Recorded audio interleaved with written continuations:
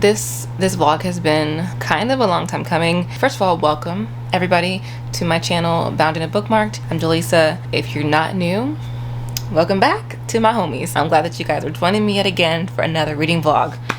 This one should be fun for several reasons. Number one, it's like a super chill Saturday. It's like kind of raining, kind of gloomy. So I have 2 books. Will I get through both of them? Probably not. I don't know. That's the goal though. I have Book Lovers by Emily Henry. As many of you may know or may not know, I don't know. I loved People We Meet on Vacation. It was a 5-star read last year, one of my favorite books ever. I read Beach Read this year and I pretty much hated it. So I don't know if I'm an Emily Henry fan just yet, but this book I think will let me know if I am, you know what I'm saying? And then I'm gonna read The Infamous It Happened One Summer by Tessa Bailey. Everyone's loved this. This has been romance booktubes like it girl, so I'm gonna see what she's working with, okay? What time is it? It's 1:50, so I have a few things I have to do. I need to eat, and then I need to go to the store with my mom, and then I'll come back and start reading. I'll probably start one of these on audio first though, because I have like 3 credits from Audible that I can use, so I'll probably use one of them to start the book while I'm doing all these things, and then come back to my room and like actually read them with my eyes.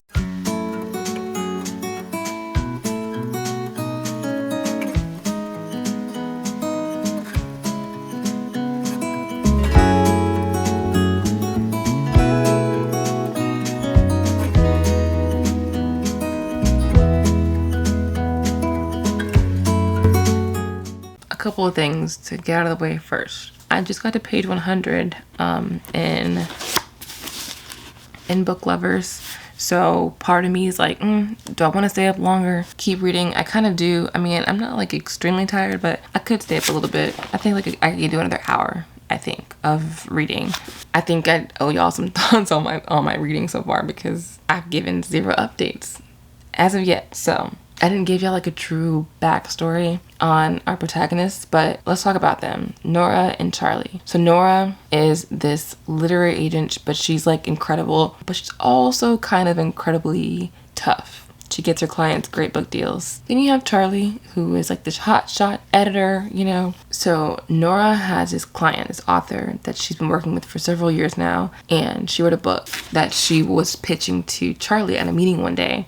She was late. Charlie already was having like a bad day, and like Nora had just gotten dumped. So like both of them, they mixed up with their meeting, and the whole thing pretty much went south. I mean, I wouldn't say it was like horrible or whatever, but it was bad enough for them to like not want to ever like work together again in the future. In that book that she was pitching to Charlie, there's this place called Sunshine Falls, North Carolina, and that's the setting of the book. Well, it's a real place. It's like right outside of Asheville. Well, I don't know if it's a real place for real, but in the book it's a real place. Asheville is a real place.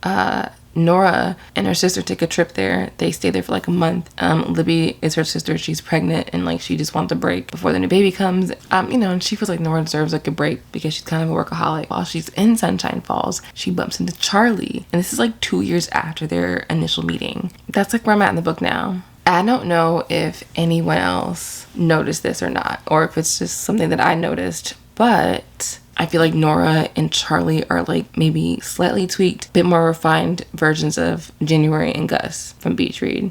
The banter in here is much more entertaining, so I am having a great time. I am really enjoying it so far. The one thing I will say that I noticed, Nora is described as being not like the other women her exes have left her for. They're all very carefree, all very funny, have a sense of self, but like can separate themselves from their work. And Nora's just like, I'm not like these women. But it's almost like, what makes you so different, really? And I think sometimes some books like have a character like that where it's like you don't necessarily want your character to be like other people, but then you emphasize so much how different they are that it's like, and that's supposed to make them special. So for that, like, it was a little bit weird. I was like, ugh, it's almost too obvious. It'd be fine if it was a little bit more subtle. But aside from that, their banter is funny. It's actually kind of odd though. I don't really find them being rivals just yet. I mean, it says they're rivals. I'm not sure why. They just seem like 2 people who are like flirting. Then that's it. So we'll see. But my battery's low now on my camera, so I'm wrapping up for the night. But I'll have some more updates for you tomorrow. Jaleesa out for now.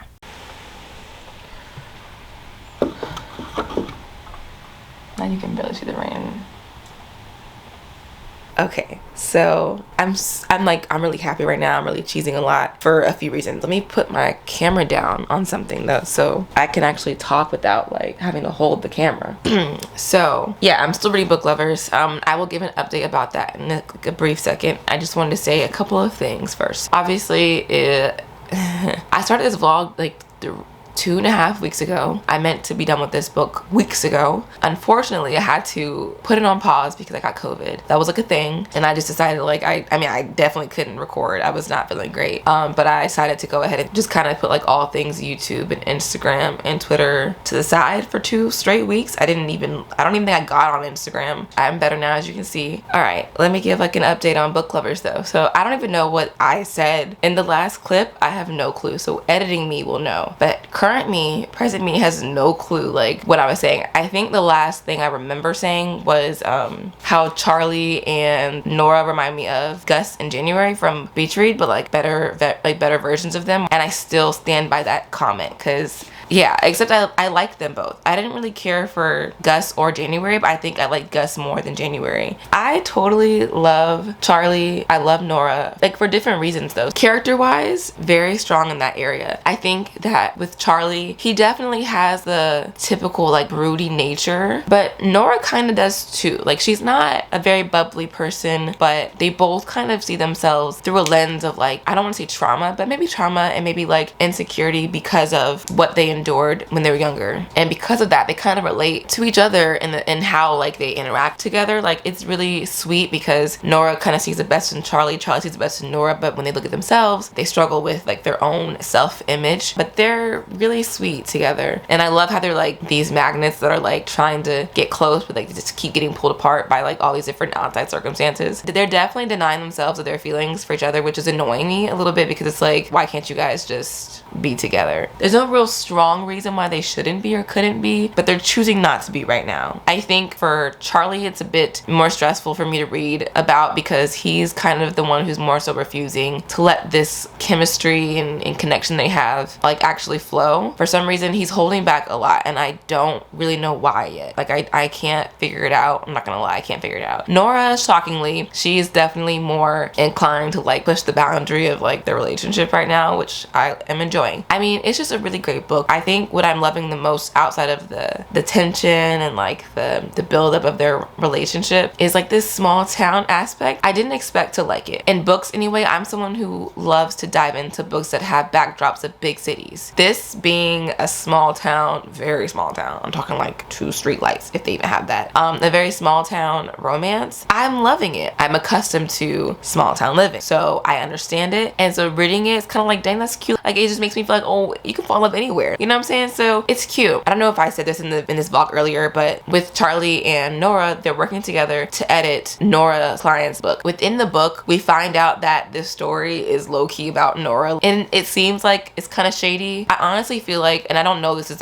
not confirmed yet in the book, but I honestly feel like her client, her name's Dusty, that Dusty is trying to get Nora to see herself in a different way. Because in the beginning, you would think that she's like trashing Nora, but I think what we'll see as they keep editing the book together, the character Nadine in Dusty's book is actually very powerful, very strong, a resilient woman, a likable woman, a lovable woman. And I think that eventually Nora will see these more positive qualities and characteristics from that character. Her mind is just focusing on like the negative parts of Nadine's character, and she's really taking those characteristics on for herself. And it's just a super cute overlap that you're seeing between the book that they're editing and the story that we're reading. Yeah, it's not a new concept necessarily. It's not this remarkable thing that Emily Henry did, but the way she's done it works for me. I'm really enjoying it. The tension is thick in this book, okay? I'm not really convinced in Book Lovers that they're rivals because they have like one bad meeting in the very beginning. So I'm not super convinced that they're rivals, but I mean, it was obvious from the first meeting that like they weren't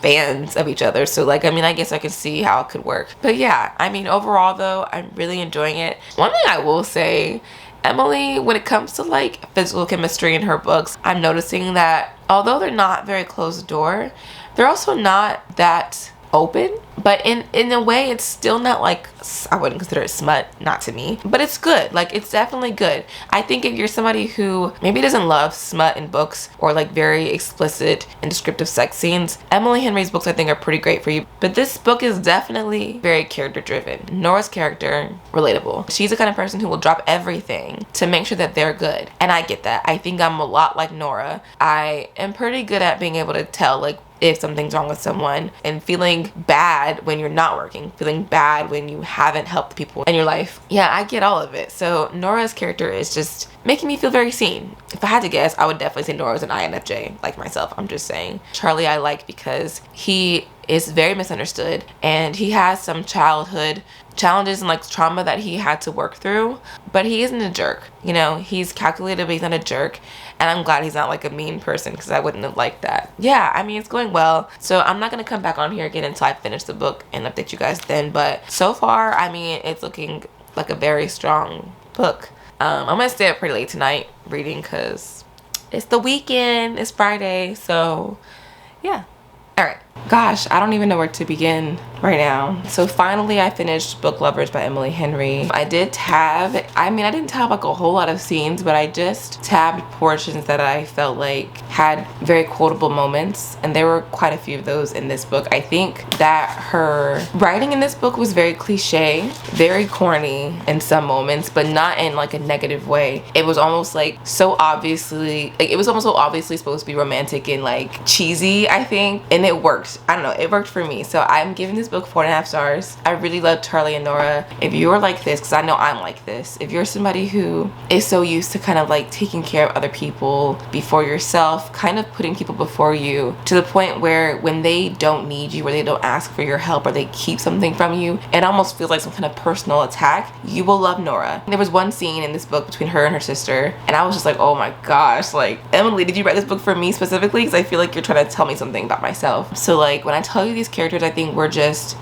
so brilliant and so human. I really loved that about this book specifically, unlike Beach Read. I think that Charlie and Nora were just such real characters, real people. Charlie, you know, he wanted to help out. He was willing to push aside his wants for what he believed his family needed, but it took someone else kind of stepping into his life and saying, hey, like, your son thinks he has to do all these things for you guys because you're being stubborn. It's like there were so many beautiful moments when it came to like Charlie and Nora kind of reassuring each other about how their family feels about them. And I think too, a lot of healing happened between the two of them. There was such a strong emotional connection between the two main characters. That's what kind of sold me on this romance. And I also have to say that the setting, I think, was perfect. I think that the calm and the openness of a very small town like Sunshine Falls was perfect for Charlie and Nora's very chaotic personality. They had a lot of inner turmoil that I think putting like a busy city like New York City behind them would have just been too much for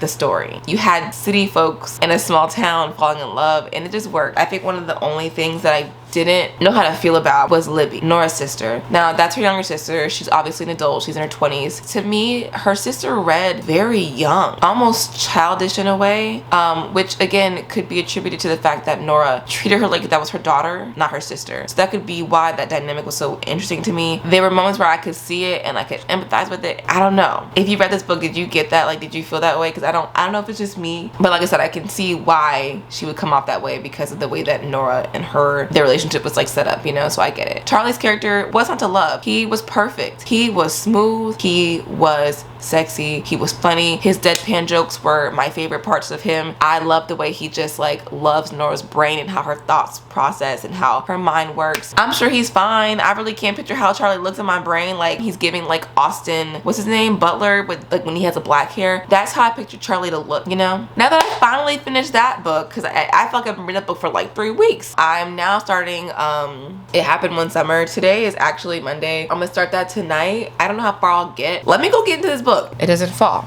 Okay, people, I think we're in business. I'm eating salmon right now. Or trying to eat my salmon right now. Alright. So, I read Book Lovers first in this vlog. So, coming off that, like, I look really red.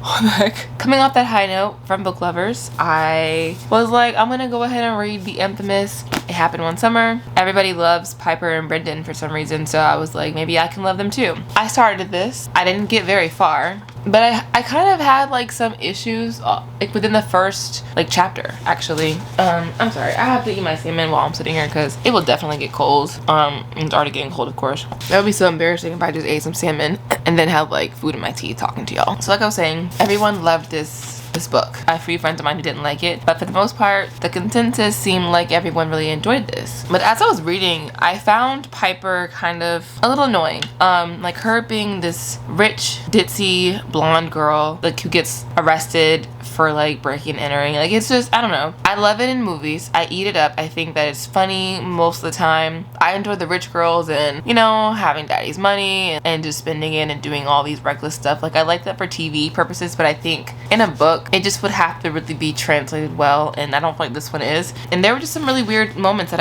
I noticed. So like one of the weird ones was this idea of Piper being like older, like feeling old because she's 28 at a party with a bunch of 20-year-olds, and then talking about how like she has to tape her boobs to like keep her boobs perky. And it just kind of felt like right off the bat we're looking at a character who is trying to uphold these very white, very westernized beauty standards that just are not realistic. And I don't know how that, if that changes in the story at all, like with her and how she views herself. I don't know if she learns to accept her body where it's at and who she is for who she is. I don't know what her journey's like. At some point I'm gonna finish it, but I don't think I'm gonna finish it for this vlog because truth be told, and then having Ansel Elgort in this book, it was interesting because I was pretty certain, and I mean, I'm not gonna touch too much on that, but I felt like there was a lot of controversy around Ansel's like the past couple of years, and this book came out last year. So for that person to be named in this book on purpose, like out of all the celebrities that could have been named, I thought that was very kind of shocking, to be honest with you. But people love it, so I'll probably try to give it a try if I can get past the weird parts that I read in the beginning. It definitely is more of a personal thing for me because I don't think that everyone felt this way about this particular book. Anyway,